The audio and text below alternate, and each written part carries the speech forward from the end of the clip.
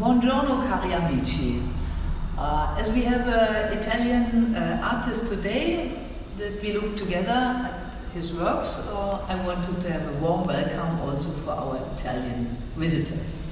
We have here the works of Turi Simeti. He is one of the Italian Zero Group artists in the same age of Günther Uecker, more or less. So Turi is about half a year older, and he had already last year his 90th birthday.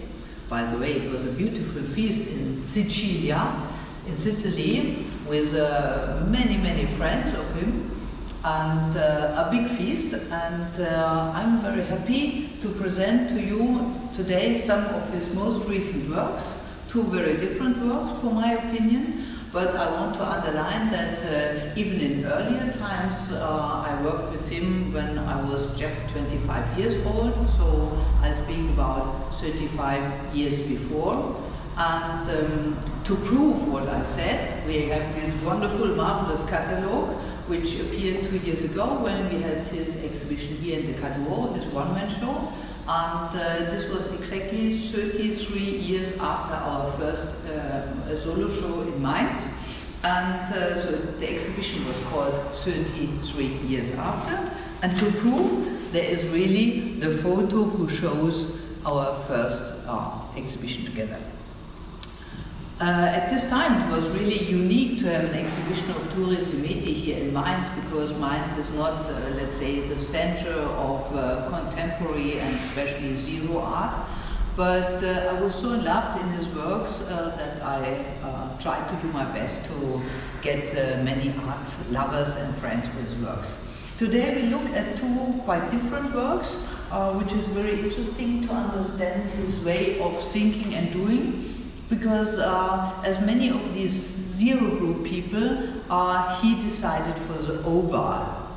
He preferred the oval more than a circle, because the circle is always round and the oval can be narrow, large, they can be horizontal, vertical, they can have movements, as we can see very well here.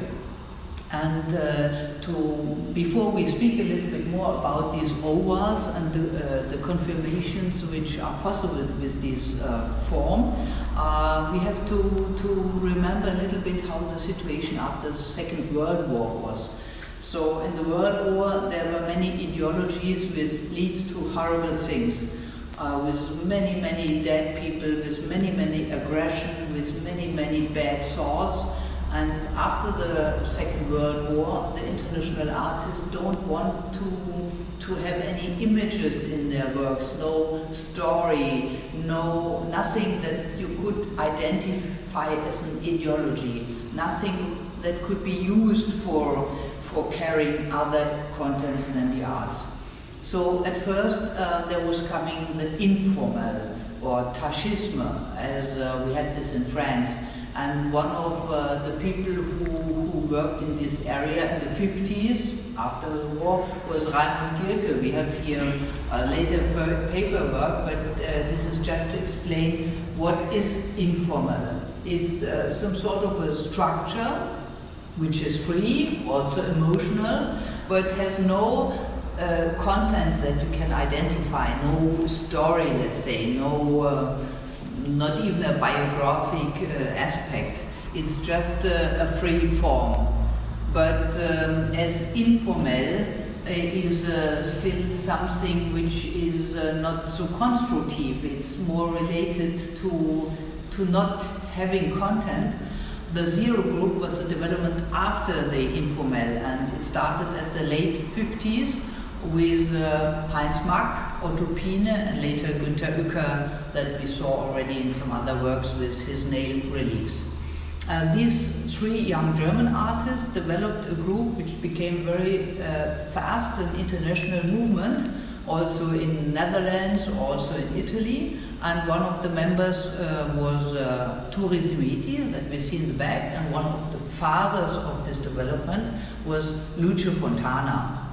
He came from South America originally, but he invented this idea of a new world which is who has no bad experience, who has freedom, peace, the color white, the three-dimensional, the experimental, all these aspects in his works. And it's well known that Lucio Fontana did cuts in his canvas, not to destroy the canvas, which is very important, monochrome paintings by the way, but he wanted to get space into his works, that they are not only painting, that they become three-dimensional objects, and to connect the space behind the canvas with the space in front of the canvas. And without Lucio Fontana, work from Günter Uecker with his nail reliefs couldn't be possible. And without Lucio Fontana, works of Turi Simeti couldn't be possible. But Turi, who exhibited, by the way, in the 60s in the studio of Lucio Fontana in Milano, you have to imagine that at this time no gallery wanted to show these strange things which has no contents and no relation to things out of it. So the artists invited each other to their different studios to exhibit. One of the very famous one is Studio Azimut from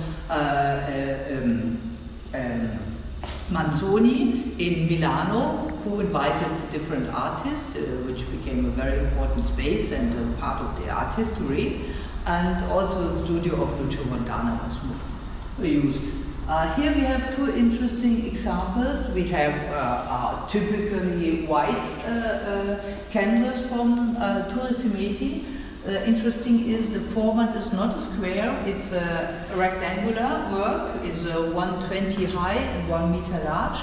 And even though that he uses 12 ovals, so not 3 by 3, but 3 by 4 ovals, it seems to be a square from the way like he presents the ovals, because the ovals are not standing, they are almost, they're inclinatum, they're almost horizontal. And the distance is very well constructed so that this horizontal piece becomes in the appearance a square. And the way of doing it is this real canvas, so it's elastic.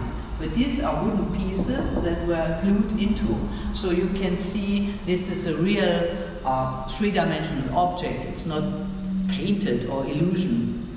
And here the dark parts of the work, it's just the shadow. It's not dirt or something like this. It's just a shadow.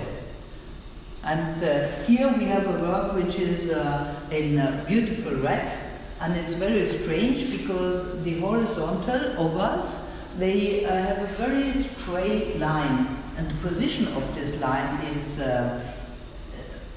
strange. It's not in the center, it's not in the golden line, it's somewhere in the place, not in the upper line, it's somewhere in between. And this is astonishing. And this astonishing is something very important and valuable for contemporary art, because this is what makes art fascinating. That you wonder, why is this like it is?